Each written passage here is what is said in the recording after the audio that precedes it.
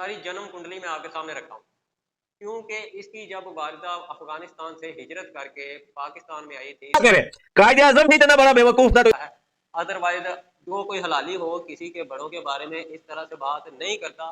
लोग आपस में प्यार करते हैं।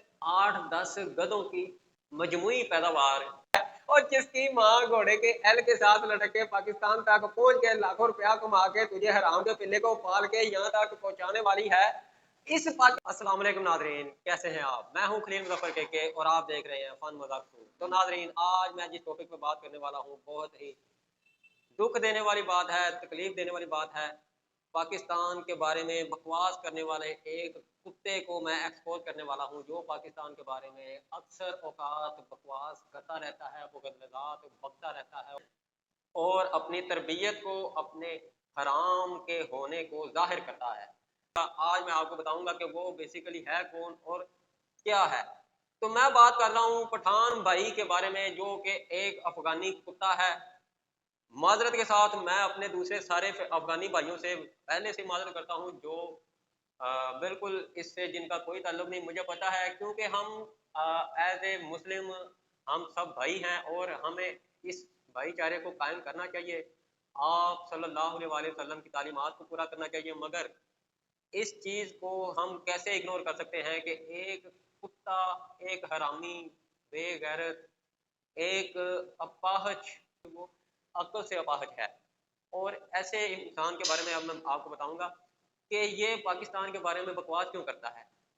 पहले तो मैं आपको बताता हूं कि ये है कौन और इसकी सारी जन्म कुंडली में आपके सामने रखा हूं। ये भड़वे की औलाद, घटिया और बेगैरत इंसान, इसके वालिद का आज तक किसी को पता नहीं चला। इसका बाप बेसिकली कोई एक नहीं है, इसके बाप अनेक हैं, बेशुमार हैं, ज्यादा है। क्योंकि इसकी जब वालिदा अफगानिस्तान से हिजरत करके पाकिस्तान में आई थी, पहले तो वो अफगानिस्तान से चले जब, तो एक घोड़ा गाड़ी के नीचे घोड़े के एल के साथ लटक के बड़ी मुश्किल से पाकिस्तान का सफर किया उसने, और 35 घंटे की मुसाफत के बाद वो पाकिस्तान में पहुंची। उसके बाद पाकिस्तान में पेशावर में आके उसने अपने जलवे दिखाने शुरू किए, मगर पेशावर में लोगों ने उसको कोई घास नहीं डाली। उसके बाद उसने लाहौर में हीरा मंडी, यानी कि आप जानते हैं डायमंड मार्केट के नाम से, तो डायमंड मार्केट में आके उसने अपना रोजगार तलाश किया। और यहाँ पे क्योंकि लोगों को पता चल गया था कि ये चंद दिनों की मेहमान है और ये पैसे बहुत ज़्यादा चाहती है, तो ये टके टके पे बिकती रही, टके टके पे लोगों से उसके लोगों की लज्जत का जो है ना सबब बनी और अपना एक एक रुपया इकट्ठा करती रही।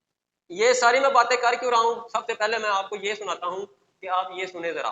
क्या करे कायदे आजम भी इतना बड़ा बेवकूफ था, तो इसकी कौम में क्या अकल आएगी। तो ये हराम का पिल्ला हमारे कायदे आजम रहमतुल्लाह अलैह के बारे में इस कदर बकवास क्यों करता है? इसी वजह से कि वो कायदे आजम के बारे में इसलिए बकवास करता है कि कायदे आजम ने पाकिस्तान बनवाया और इसकी माँ पाकिस्तान में आई, तो पाकिस्तान में एक एक रुपए पे वो रातें गुजारती रही। एक एक रुपए की वजह से वो लोगों के बिस्तर गर्म करती रही।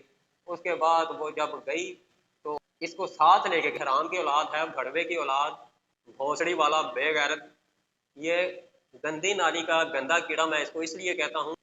यही वजह है कि ये बेगैरत और घटिया इंसान इस कदर घटिया बातें करता है कायदे आज़म के बारे में, क्योंकि ये हराम का नुतफ़ा इसके अंदर पाया जाता है।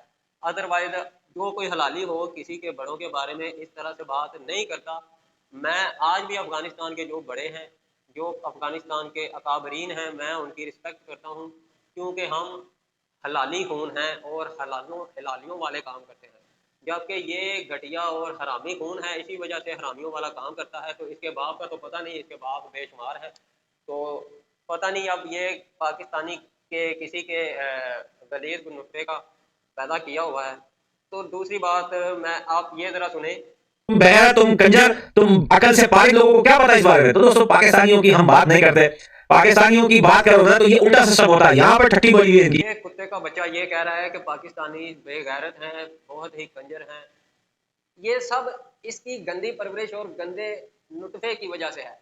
बेसिकली ये जब पैदा हुआ तभी इसको मार देना चाहिए था, या इसकी माँ को इसे गिरा देना चाहिए था। जहां बेवकूफों की बात होती है, जहां मैटर बेवकूफों का होता है, वहां पर भाई बाबर आजम फ्रंट लाइन पे ना हो तो मजा ही नहीं आता।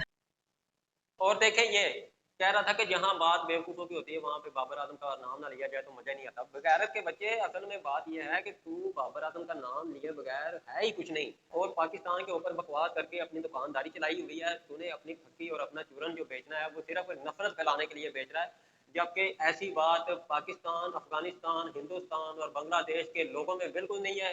लोग आपस में प्यार करते हैं, मोहब्बत करते हैं। जब भी देखें अभी, तो भाई एक देश तुम्हें इंसान नहीं मानते और तुम लोग जो है आईपीएल देखने के, खेलने के सपने देख रहे हो। देखा ना आपने कि ये कह रहा है कि आपको वो इंसान नहीं समझते। अरे बेगैरत, ओए 8-10 गधों की मजमुई पैदावार, ये परवरिश का और पैदाइश का बड़ा फर्क होता है, और तेरी परवरिश और पैदाइश गंदी है। तो देखें, इंडिया के लोगों ने साबित किया कि वो पाकिस्तान से मोहब्बत करते हैं। पाकिस्तान के लोगों से इस कदर मोहब्बत करने का इजहार किया कि पाकिस्तान के प्लेयर का इतना शानदार इस्तकबाल कि अफगानी प्लेयर उन्होंने पाँव के नीचे रौंद के रख दिए। मैं तो कहता हूं कि 50 लाख नहीं, अगर 10 लाख में भी बिकता तब भी अच्छा था उमर ज़ई के लिए। ये बहुत यही है कि तुम्हारी औकात ये है, तुझे और तुम्हारे ऐसे लोग जो घटिया और जलील लोग हैं उनको इनकी औकात के अंदर रखना चाहिए, और उन्होंने इसको उसकी औकात के अंदर रखा है। इसीलिए उमर ज़ई के 50 लाख, और ये तो आप ये देखें ना, खुद कह रहा है ये तो 10 लाख में भी जाता तो काफी था, क्योंकि ये इस कदर घटिया, बेगैरत और कमीने लोग हैं कि ये किसी भी हद तक गिर सकते हैं। और इंडिया के चंद, मैं ये नहीं कहता कि सारे इंडिया वाले यार प्यार जो करते हैं इंडिया वाले लोग, मैंने देखा है कि पाकिस्तान के क्रिकेट टीम का इस तरह से इस्तेमाल कभी किसी दुनिया की टीम ने या किसी मुल्क ने नहीं किया जिस तरह से उन्होंने किया। लोगों के अंदर मोहब्बत है और बेशुमार मोहब्बत है। हमारे दरमियान में एक लकीर जरूर खींची गई है, मगर हम आज भी एक दूसरे से मोहब्बत करते हैं, और मोहब्बत हमारे लोगों की और एक दूसरे के लेजेंड की हम रिस्पेक्ट करती। सहवाग जब पाकिस्तान में आए थे तो तब लोगों ने इतनी मोहब्बत की। हरभजन सिंह आए तो इतनी मोहब्बत की कि लोगों ने कपड़े उन्होंने लिए, जूते लिए, किसी ने उनसे पैसे नहीं लिए। क्यों? क्योंकि ये एक दूसरे से हम मोहब्बत करते हैं। मगर ये चंद नासिर जो घटिया तरीन बेगैरत और हराम की पैदावार है, लोगों को पाकिस्तान को और पाकिस्तान को नीचा दिखाने की कोशिश कर रहे हैं। हमारी रेड लाइन है जो आपने क्रॉस की है। मैं फिर भी देखो, मैं क्योंकि हम खानदानी हैं, मैं फिर भी आप क्या बैठा, हालांकि मैं आपको आप नहीं, कुत्ते को तू कह के बुलाना चाहिए। कुत्ते के बच्चे को भी तू, और कुत्ते के बच्चे को कुत्ते का पिल्ला। तू पिल्ला है, तू पिठ पठान है, पिठ पठान। और इस पिठ पठान को एक्सपोज करना चाहिए, और इंडिया की आवाम को भी, पाकिस्तान की आवाम को भी, अफगानिस्तान की आवाम को, बांग्लादेश की आवाम को भी इसका जो है बाइकाट करना चाहिए। ये आज इस तरह हमारे कायदे आजम के बारे में बकवास कर रहा है, ये पहले भी इस तरह से बकवास कर चुका है बेगैरत। ये पहले भी एक दफा मेरी नजरों से एक वीडियो गुजरी थी, मगर ये तब मुझे बच गया। तुम्हारी करेंसी तो एल के बराबर है भाई। हिंदुस्तान का 50 लाख तुम्हारे जो है वो 3 में से 3 रुपए बनते हैं ना, एक का 3 तो 1.5 करोड़ रुपए बने। तो ये देखे जरा, ये भाई कुत्ते का बच्चा कह रहा है कि तुम्हारी करेंसी तो एल के बराबर है, और जिसकी माँ घोड़े के एल के साथ लटक के पाकिस्तान तक पहुंच के लाखों रुपया कमा के तुझे हराम के पिल्ले को पाल के यहाँ तक पहुंचाने वाली है, इस पाकिस्तान में ही उसने भी पैसा कमाया। एल के साथ लटक के आने वाली का बच्चा अब पाकिस्तान की करेंसी को एल के बराबर कह रहा है?